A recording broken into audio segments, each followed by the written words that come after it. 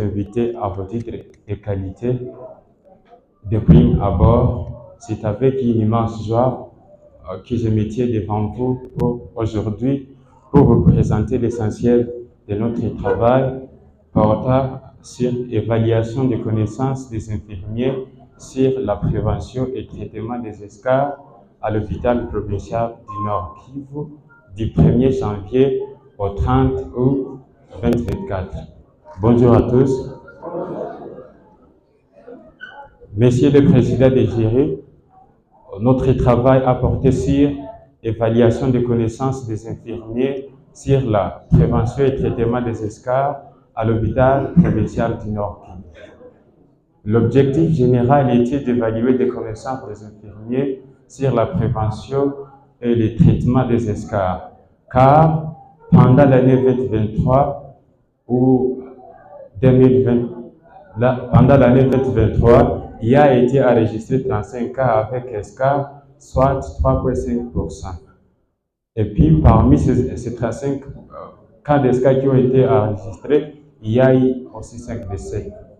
À partir du 1er janvier au 30 août 2024, il a été encore rapporté à l'hôpital provincial du Nord Kivu dans les services de chirurgie et soins intensifs 14 cas d'escarres, soit 2,6%, dont 4 décès, soit 28,5% comme taux de mortalité.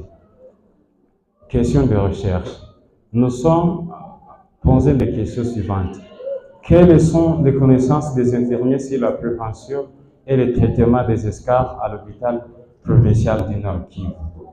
Nous nous sommes aussi posé des questions spécifiques pour aboutir aussi aux résultats. Quel est le profil des infirmiers en matière de la prévention des escarres aux malades à risque de survenir de cette dernière? Quelles sont les mesures mises en place par les infirmiers pour prévenir la survenue des escarres aux malades? Troisième question, quelles sont les mesures thérapeutiques mises en place par les infirmiers pour soigner les malades ayant des escarres? L'autre question que nous nous sommes posée, quel est le message que les infirmiers communiquent aux malades et à sa famille sur sa maladie, après peut-être la guérison, ou bien à la sortie? Nous nous sommes aussi fixés les objectifs qui suivent. L'objectif numéro 1 était, tout d'abord, l'objectif général était d'évaluer les connaissances des infirmiers sur la prévention et le traitement des escarres. Les objectifs spécifiques étaient 1. De déterminer le profil des infirmiers en matière de la prévention des escarres aux malades à risque de survenir d'escarres hospitalisés à l'hôpital provincial du Nord Kivu. Le deuxième objectif était d'identifier les mesures mises en place par les infirmiers pour prévenir la survenue des escarres à ces malades. Le troisième objectif était de décrire l'approche de traitement curatif des escarres mise en place par les infirmiers pour soigner le malade ayant les escarres. Le dernier objectif était de déterminer les messages que les infirmiers communiquent aux malades ayant les escarres et à sa famille sur sa maladie. Tu peux aller sur les... Voilà. Nous avons réalisé une étude descriptive transversale avec comme population d'études 158 infirmiers et infirmières. Nous avons utilisé l'échantillonnage non probabiliste de convenance dont la taille de l'échantillon a été constituée de 15 infirmiers disponibles dans le service de chirurgie et soins intensifs. La collecte des données a été réalisée par le technique de questionnaire électronique CoboCollect. Le traitement a été fait moyennant le logiciel Excel et l'analyse des données a été réalisée à travers le logiciel SPSS version 2030. Les résultats que nous avons trouvés. Au terme de notre analyse, nous avons abouti aux résultats suivants. 60% étaient de sexe masculin, je dis bien donc les infirmiers. 80% d'infirmiers du niveau A0 étaient dans les services de chirurgie et soins intensifs et 40% d'infirmiers avaient une ancienneté de 5 ans et plus. 66,7% n'avaient pas suivi une formation à part la formation académique. 86,7% ont répondu qu'il faut toujours changer la position quand l'état du patient le permet. 60% envisagent le matelas anti-escar comme le matériel pour prévenir l'escar.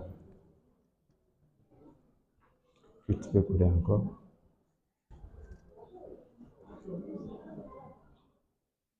Oui, couler encore. Oui. Dans notre étude, il y a aussi, comme tout travail scientifique, ne peut pas aussi manquer des imperfectionnements. Nous avons vu aussi une faiblesse de notre étude. Dans cette étude intitulée « Évaluation de connaissances des infirmiers sur la prévention et traitement des escars à l'hôpital provincial du Nord Kivu », on pourrait aborder plusieurs points, notamment les connaissances, les attitudes et les pratiques infirmières sur la prévention et le traitement des escars. Mais compte tenu du tas et d'autres circonstances de la vie, nous avons évalué seulement les connaissances des infirmiers. Cependant, nous invitons nos fidèles lecteurs en matière de recherche sur les escars d'aborder aussi ces deux autres points qui est cité si haut, soulevés ici, en vue de continuer et trouver des solutions adéquates pour la promotion des vies des malades, surtout en RDC et ailleurs si possible. La conclusion. Notre étude a relevé 2 infirmiers soit 13,3% avaient un niveau faible, alors que 12 infirmiers, soit 80%, étaient du niveau moyen. Un infirmier, soit 6,7%, avait le niveau excellent sur la prévention et traitement des escars. Monsieur le président du jury, monsieur le membre du jury, vu que la recherche n'a pas toujours été parfaite, vos questions et vos remarques sont les bienvenues. Nous nous remettons à disposition et vous demandons de nous évaluer avec clémence. Merci, je vous remercie.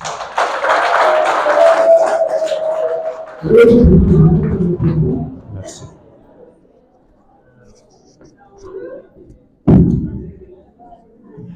Nous avons la parole au collègue Dr Claude, échanger avec Laurent.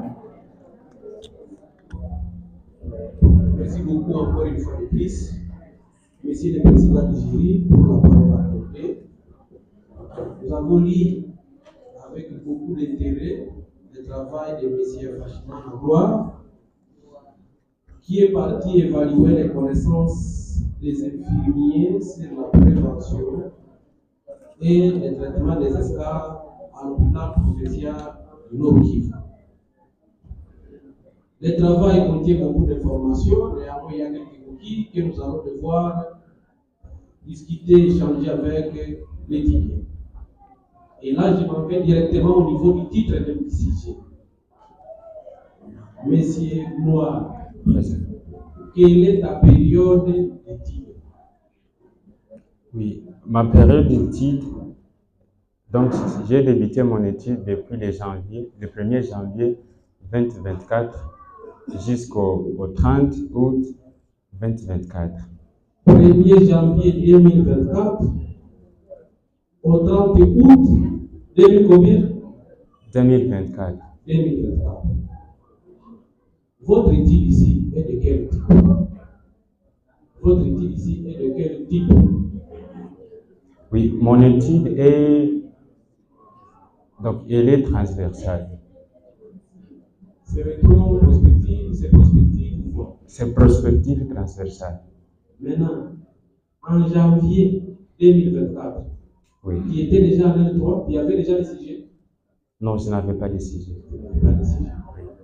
Tu vois? Oui, mais j'ai des justificatifs. C'est possible. Tu sais, la méthodologie utilisée, tu as utilisé quelle méthodologie?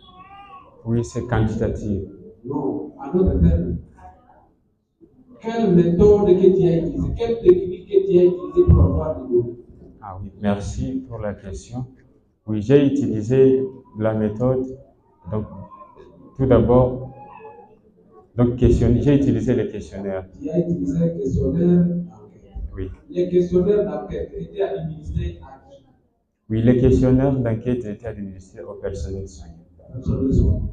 Donc, tu as administré ces questionnaires d'enquête pendant quelle période? Quand oui. est-ce que tu as remis les questionnaires à ces infirmiers-là? Quand est-ce que tu les as récupérés et commencé à manipuler les données? Oui, moi je n'ai pas remis les questionnaires, donc papier imprimé. Donc, j'ai utilisé j'ai utilisé Kobo Collect comme application de récolte des données dans lesquelles j'avais un formulaire de mon questionnaire. Alors, j'ai partagé les liens au personnel, ou bien moi, avec mon thème.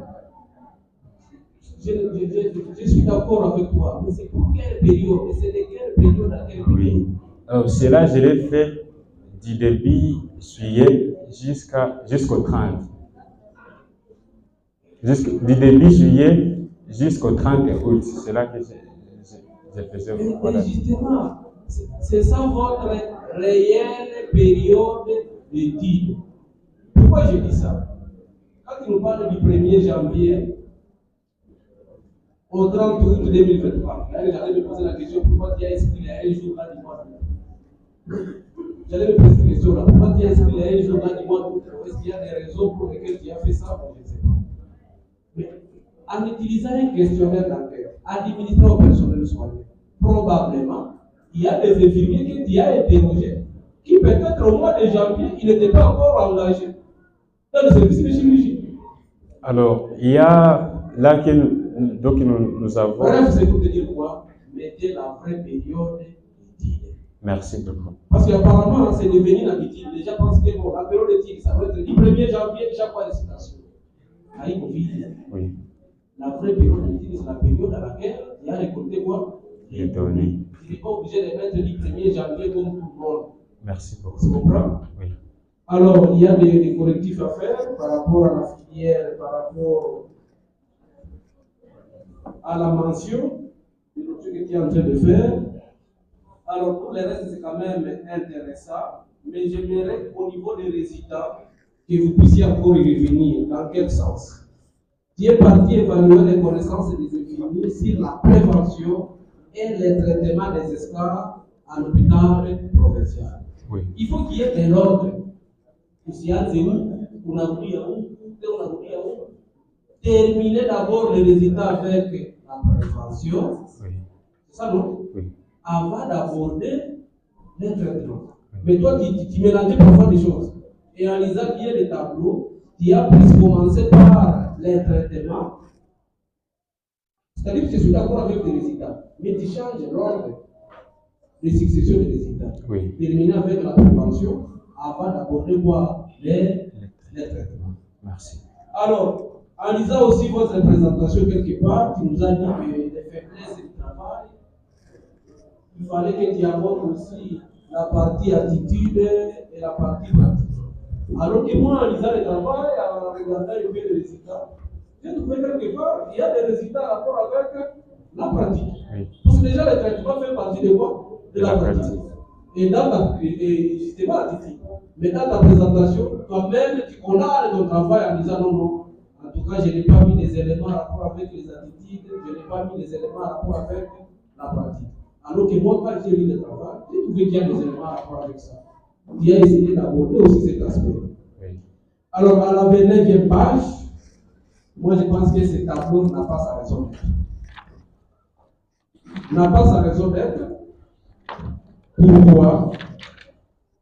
Est-ce qu'il y a un lien? Il y a une relation entre l'âge d'un infirmier et la prise en charge ou la prévention des esclaves? Non. Y a-t-il un lien? Non, il n'y a pas de lien. Ce n'est pas parce que tu as 30 ans que toi tu sauras bien prévenir les esclaves et quelqu'un qui a 45 ans pour quelqu'un qui a 50 ans. Oui. Mais le niveau de deal peut quand même aider. Oui. Donc, carrément, il faudra vraiment supprimer ces tableaux ici. À la page 30, je n'ai rien compris. Au niveau du troisième tableau là, j'ai vu supérieur, inférieur à 5 ans, je n'ai pas compris. Si c'est le rêve de l'informaticien ou pas, vraiment il faudra y revenir, il faudra essayer d'arranger cette partie-là. Oui. Merci beaucoup, monsieur le président. Merci beaucoup, chers collègues. Sans plus tarder, nous accordons la parole à Saint-Denis. Merci pour les paroles accordées, monsieur le Président. C'est avec intérêt que nous avons lu le travail de monsieur Loire. Je précise que nous avons commencé un peu plus tôt avec monsieur Gloire en faisant la correction de son travail. Et je réalise qu'il a quand même fait des améliorations. Merci. Par rapport à ce qu'il avait fait. Et pour ça, je me dis que vous êtes quand même flexible. Et ça, c'est une bonne qualité dans la recherche scientifique. Merci. À cela me tient, il y a quelques éléments qui sont restés non corrigés. Vous voyez juste après la page de couverture, vous présentez la déclaration. Vous voyez? Oui. Lorsque la page est intitulée déclaration, elle doit être signée. Vous n'avez pas signé, n'est-ce pas? Pardon. Et puis, lorsque vous avez jugé de mettre la table des matières en premier, ça signifie que toutes les autres pages doivent être derrière la table des matières. Oui.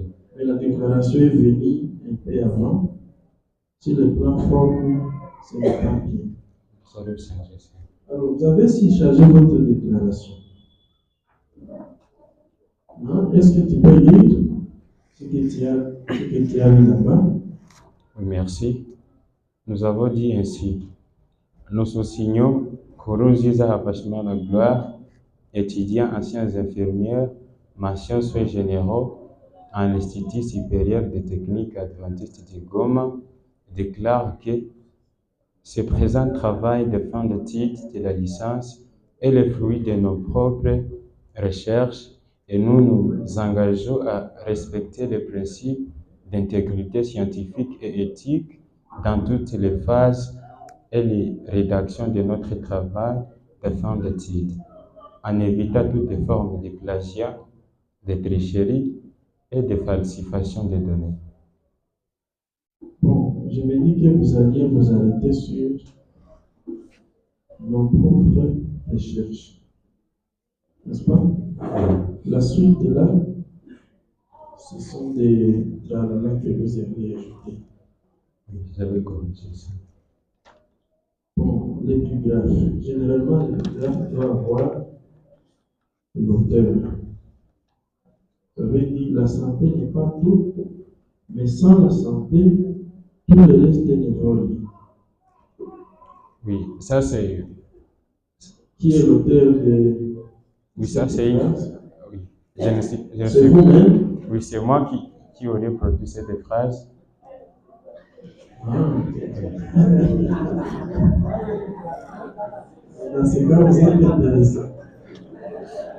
Mais c'est pas moi qui l'aurais dit ça pour la première fois. Vous n'avez pas mentionné que c'est vous. Et puis, ça c'est. Donc ça c'est une idée peut-être globale pour tout le monde. Et puis, oui. C'est une idée globale pour tout le monde. Pour tout le monde. Oui. Bon, c'est bien. Merci. Ça c'était le petit constat que j'ai fait. Mais maintenant, toi, tu as parlé des esclaves. Oui. N'est-ce pas? Oui. Tu me fais 5 mesures de prévention des esclaves. Oui, merci beaucoup. Les mesures de prévention des esclaves, tout d'abord, avant la survenue des esclaves, il faut tout d'abord changer la position des malades. avant la survenue des escales, pour prévenir ces escales. C'est quel type de malade d'abord? Un malade un malade qui a le risque de développer les escales, soit un malade alité, un malade donc immobile, un malade qui est en coma, voilà, donc un malade inconscient. Alors si une fois que vous êtes devant ce malade, peut-être dans votre service, quand cela ne tienne, tout malade doit changer toujours de position après chaque 2 heures ou 3 heures, selon les écrits. Non? Selon les écrits, c'est combien d'heures? Donc, c'est dans l'intervalle de 2 à 3 heures. Alors, vous comme personnel soignant, c'est à vous de choisir quand changer ces positions, mais ne dépassez pas. Donc, donc ne dépassez pas au plus 3 heures sans changer la position du malade. Oui. Deuxième. Alors, le deuxième, c'est pour... Nous sommes dans la prévention. Oui, dans la prévention. Oui. Pour les malades qui ont une malnutrition, donc la dénutrition. Alors, pour les malades qui ont une dénutrition, il faudra aussi de leur donner des aliments. Donc, il faut bien alimenter les malades.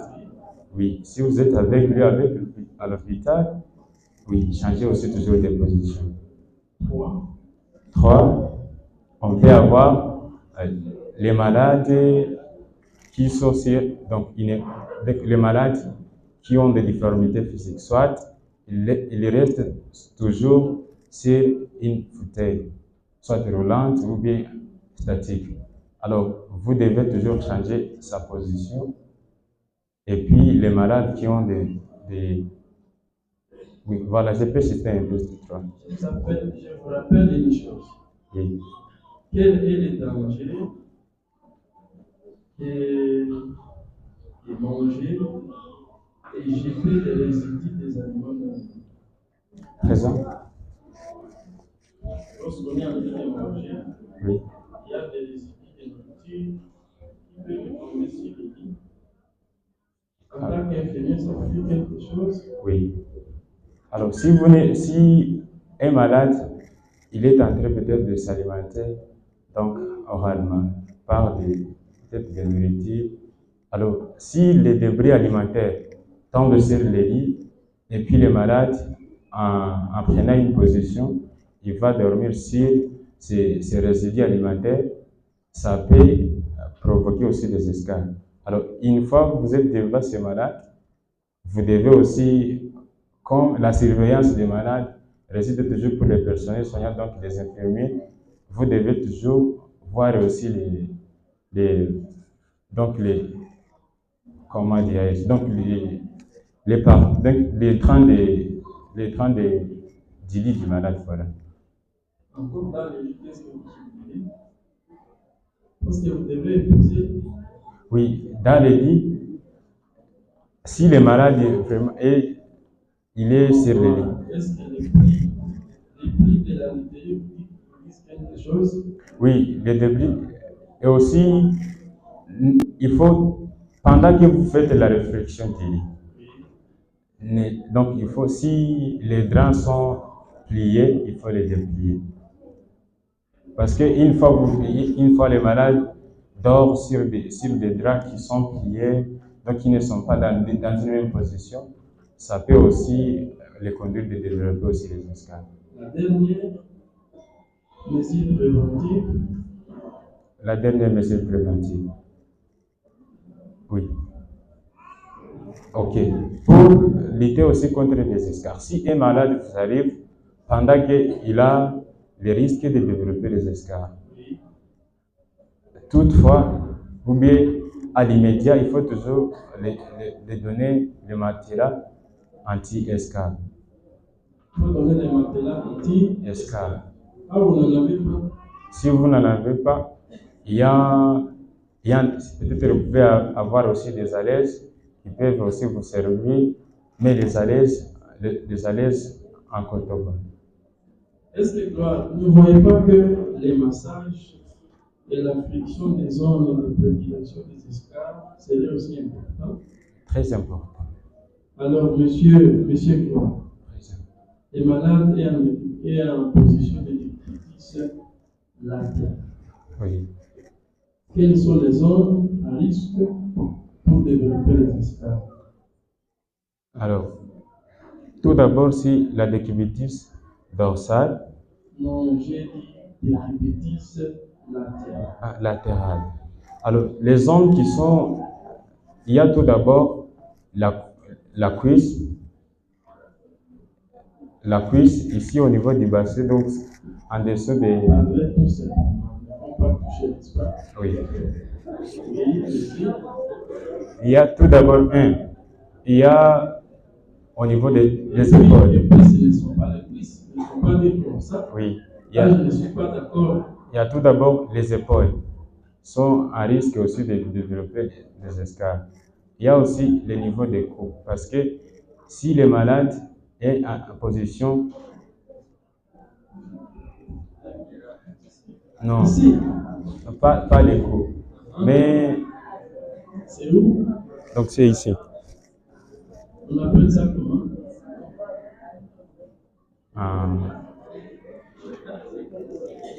Donc, je vais revenir sur ça, mais tout d'abord, je peux citer d'autres. Ça, c'est une matière que vous devez intégrer dans votre travail, Oui. n'est-ce pas? Oui. Parce que vous avez parlé d'évaluation des connaissances des infirmiers sur la prévention et le traitement